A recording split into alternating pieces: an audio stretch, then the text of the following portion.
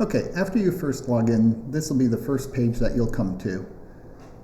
When you're on this page, this is just a high-level overview. It has your intercompany chat, so you can chat with different logged-in users. It also has user notes, so only the logged-in user and anybody who has the notes or edit user permission can see these notes. These widgets at the top are just high-level overviews. These are fully editable based upon user permissions, so if you don't want your sales staff to see them, you can easily turn them off. What we're going to go through and do the first initial setup. So you go to the gear icon in the upper right-hand corner. This is your store settings. The first page you're going to come to is about the store. The purpose of this page is to give you info for printed receipts, emailed receipts, anything like that is going to be customer facing. We also have the ability to, instead of printing off like thermal paper, you can print off an 8.5 by 11 invoice. And then you're also able to turn on and off the time clock feature where employees can clock in and out via their PIN. The next, if you're selling Magic singles or any type of singles that TCG has, here's where you can set up how much you're buying and selling them for. You can turn on and off which ones you want active right here.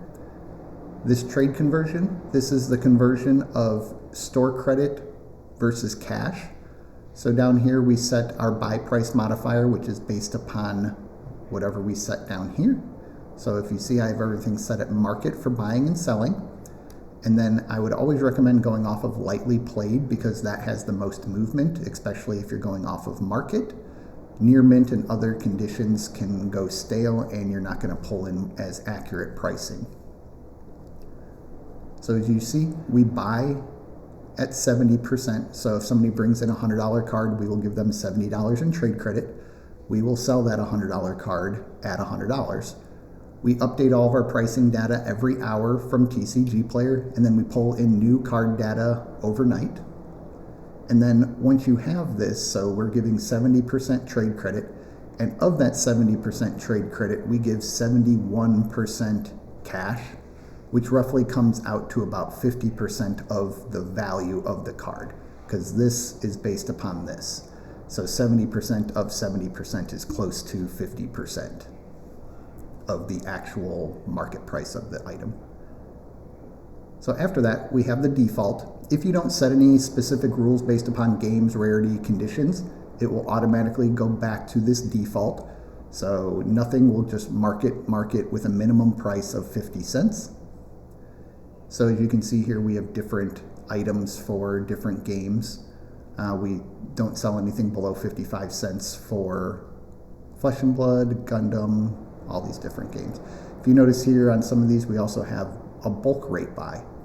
So we buy by the inch because roughly most of these games is 80 cards per inch, which is about 1,000 cards per foot. So we buy Magic, basically anything that's bulk, at 83 cents an inch. And then Rares Mythics we buy at 20 cents each. So that's why you're seeing 20 cents each and then 83 cents inch.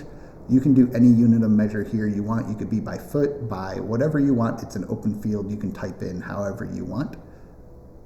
And then this will display a button on the game for bulk buying whenever these are active. The next is setting up the users. So when you first log in, you'll only have the default users, which are right here, and you'll see the different legend that tells you what the colors mean. So a base level salesperson, they have these gray checkboxes. That's all that they can do. You go down to buyer, it adds the green. You go down to manager, it adds the yellow. You go down to owner, it adds the red. And then there's also a kiosk feature, which is if you wanted something customer facing to where they can make pending orders for themselves, you can also do that here. So if you want to make custom or edit them, you would clone them, and then you would distribute it up here. Like you see, I have salesperson clone. If I click edit, scroll back down to it, here it is. And then I can update it. There's no current users using it, but then I can check or uncheck what I want a person to view, edit, or other. One cool thing we did add is if you're a store that you don't care about having your users or anybody use pins that we track everything with, we do have a pin bypass. So the user to go onto the sales page or to bring in or reconcile items, they're not going to have to track that with their PIN. It automatically inputs that field based upon the logged in user. So you can set all of your permissions here, and then it also shows you what users have active in this setting. And then if they're in the wrong setting, you can just drop them down to a different permission group. All right. Next one is going to be finance. This is where you set all the money, credit card, all that information up. The first box is the monthly store cost. This is used on your end of day reporting. This will take whatever you put in here, times it by 12, divide it by 365 to get you a rough daily operating cost. So then you can see on your overview on the end of day report how profitable you were. If you do have your employees clock in or out, it will also show that there with the employee wage modifier taken into account. So you can see with all these people clocked in with all of my costs minus my cost of items and everything like that, it'll show you just a quick overview how much money you roughly profited that day. Some other settings on this page, the batch time. Game stores are open late, so having your day break at midnight is not usually a good idea. So I would always recommend set this to sometime early in the morning that you know you're not going to be open, 3, 4, 5, 6 a.m. And that is when your day is going to start and end for all of your reporting, for all of your batch times, everything like that. So you know you're not colliding into 2 days with 1 day open. Minimum credit card, just like it sounds. The credit card button on the sales page will not be active unless the order total reaches this threshold. Daily startup. Whenever you reconcile your end of day drawer, it will tell you a deposit for cash minus your daily startup. So then you know how much to take out and how much to leave in your drawer. Your non-cash fee, this is your technology fee for any non-cash payments. You can set this to whatever you want. I would just recommend leaving it at whatever the fee structure setup is with the credit card provider, because you shouldn't be charging more of a fee than what the fee is charging you. And then some states require fees to be taxed, so that's where you can set that here. And the labeling for the fee where it pulls up on the invoice or anything that's customer facing.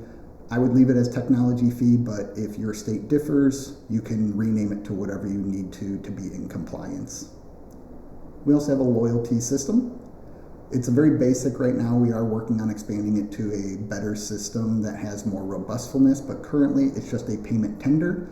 It takes any order under a customer and it just applies that as another payment type in a customer loyalty setting. It comes up as a payment button on the sales page and what they've accrued, and then you get to decide how or what they can or can't use it on. We also have the round to the nickel. Now that the penny is going away, you can turn this on or off and it will just automatically round up or down to the nearest nickel. If you have a terminal and you're wanting to print receipts through the credit card terminal to the customer, you can enable or disable that here.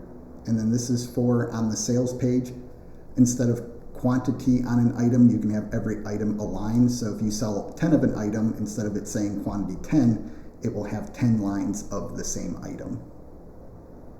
Sales tax, I would always recommend putting in a no sales tax for anything that's going to be an event or anything that doesn't require sales tax.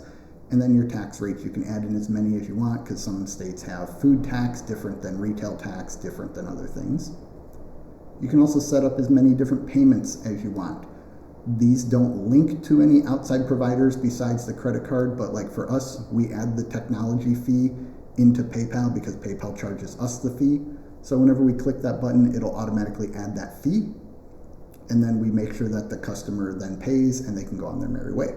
I also do something a little bit different. I have a payroll button. I enable it whenever I do payroll, and then I close out my employees' orders because they're allowed to store orders throughout the week, and then I just take it out of their paycheck.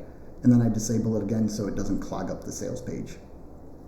And then the bottom section here is where you'll input all your information to connect our system to your credit card terminal.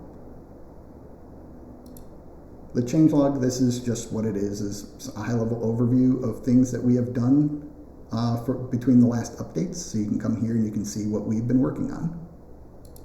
And that concludes this main overview of just setting up your store. The next one will be how to set up items and all of everything that has to do with your inventory.